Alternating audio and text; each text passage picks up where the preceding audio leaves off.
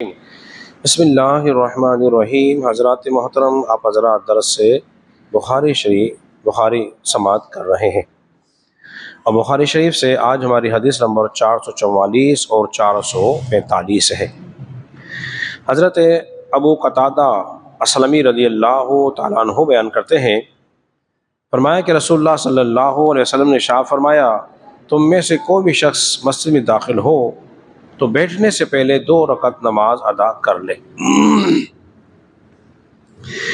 हदीस हो गई यहाँ पर मुकम्मल। बड़ी सादी सी इसके अंदर हदीस के अंदर बात मिल रही है कि फरमाया जा रहा है कि कोई शख्स मस्जिद में दाखिल हो तो मस्जिद के अंदर बैठने से पहले 2 रकत नमाज को अदा कर ले। वो 2 रकत नमाज कौन सी होगी? उसको कहते हैं तहियतुल मस्जिद या तहियतुल वज़ू। ये 2 रकात नमाज पढ़ ले। लेकिन नमाज पढ़ने के लिए इस बात का ख्याल रखा जाए कि कोई ममनू वक्त ना हो। यानी कि जिन वक्तों में नमाज का पढ़ना मना है वो वक्त उसमें दाखिल ना हो। तो कुछ वक्त हैं जहां नमाज पढ़ना मना है। वो कौन सा वक्त है? वक्त ज़वाल का वक्त है।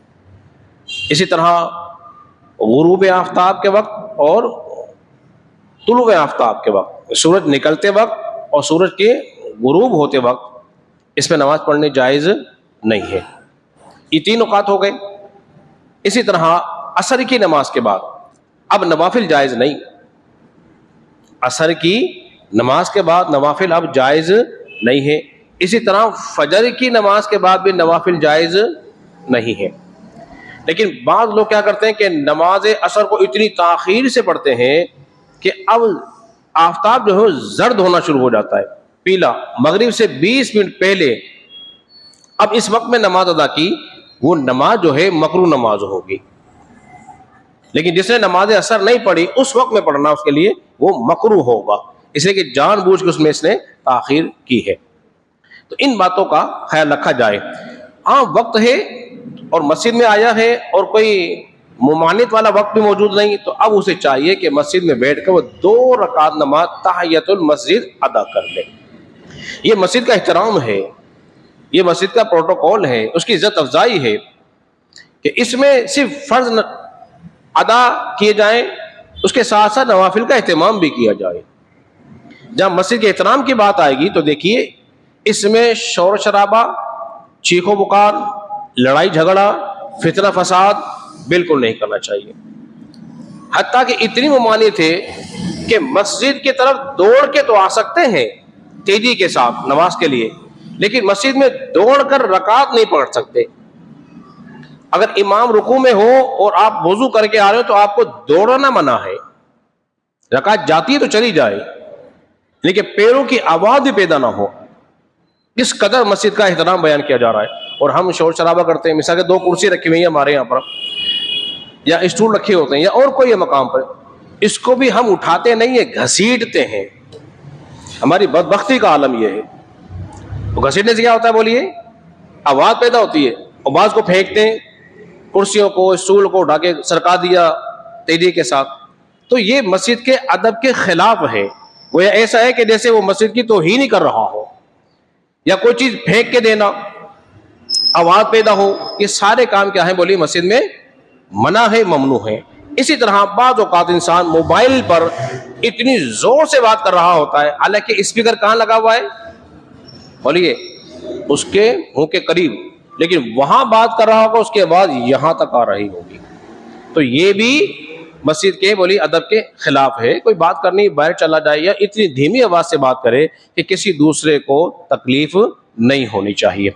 इस हदीस के तहत मैंने चंद बातें आपके सामने बयान की। हदीस नंबर 445 हजरत अबू हुरैरा रज़ियल्लाहु अन्हु से रिवायत है, नबी करीम सल्लल्लाहु अलैहि वसल्लम ने इरशाद फरमाया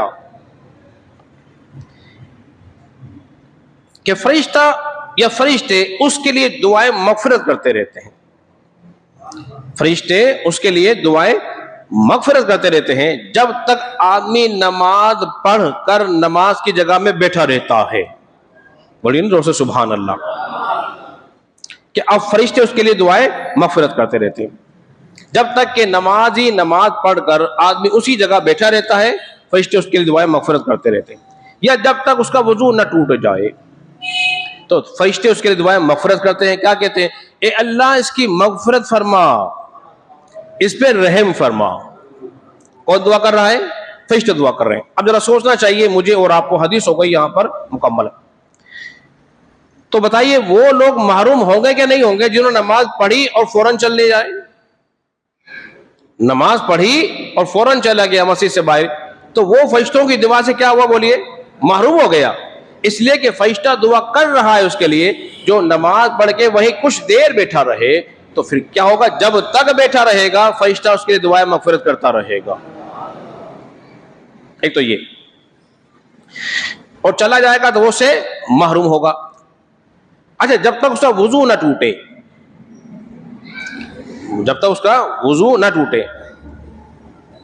अब वुजू टूट जाएगा तो फरिश्ता भी अब उसके लिए दुआएं, बोलिए, अब नहीं करेगा। इसलिए कि शर्त क्या है? जब तक उसका वुजू सलामत है, मस्जिद बैठा हुआ है।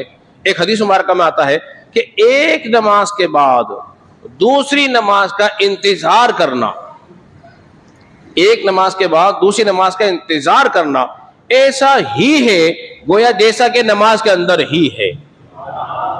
यानी कि फकत बैठा हुआ है, ना तस्बीह पढ़ रहा है, ना कुरान की तिलावत कर रहा है, सिर्फ बैठा हुआ है। इस इंतजार में अब असर हो गई है, मगरिब पढ़ के जाऊंगा, मगरिब पढ़ ली है, इशा पढ़ के जाऊंगा। तो फिर वो सिर्फ बैठा हुआ है, ना कुरान की तिलावत ना तस्बीहात, फकत बैठा हुआ है। तो उसको वही अल्लाह अजर देगा जो नमाज पढ़ने वालों को मिलता है। एक हदीस मुबारक में आता है, कल कयामत के दिन अल्लाह का ठंडा साया उस नौजवान को हासिल होगा जिसका दिल मस्जिद में लगता है। मस्जिद में कहीं नहीं गया, घूम फिर के फिर मस्जिद आ गया, कामकाज किए फिर मस्जिद में आ गया। और आप देखो कि हम सोचिए, अपने और मन में उतर के देखें, किस किस का दिल मस्जिद में लग रहा है? कौन सी ऐसी जगह होगी जहां उसका दिल लग जाए? अगर मस्जिद में भी ना लगता हो, हम समझते हैं कि चलो जी घर पे दिल लगता होगा, ठंडा कमरा होगा, एसी लगा हुआ है। तो बताइए ठंडे कमरों वाले भी परेशान है कि नहीं है? बोलिए, है। तो मालूम यह हो रहा है कि ठंडे कमरों में आराम नहीं होता, राहत नहीं होती, जो अल्लाह की याद में राहत होती है। इमाम हुसैन का नाम लेने वाले, इमाम हुसैन से मोहब्बत जताने वाले, वो तो मस्जिद में आते ही नहीं। 10 मुहर्रम के दिन भी इमाम अली मकाम ने नमाज को नहीं छोड़ा, 9 की रात को कुरान की तिलावत करते करते गुजार दी। अब वो 9-10 की रातों में रोडों पे सरगर्दा फिर रहे हैं, कड़े पहने हुए हैं, अजीब उनकी हालत हो रही है, और बस कर रहे हैं या हुसैन या हुसैन। ओ, हम या हुसैन वाले नहीं हैं, हम वाह हुसैन वाले हैं। तो लिहाजा इमाम अली मकाम की तालीम मां जब तक नहीं होगी, मोहब्बत नफा नहीं देगी। मोहब्बत का तकाज़ा क्या है? जो उन्होंने फरमाया, जो उन्होंने किया, जो करके दिखाया, आज वो करेंगे तो इंशाअल्लाह अज़ीज़ उसका या दुनिया में भी और आखिरत में भी फायदा उठाएंगे। अल्लाह रब्बुल इज़्ज़त के बारे में दुआ करें, खालिक़ कायनात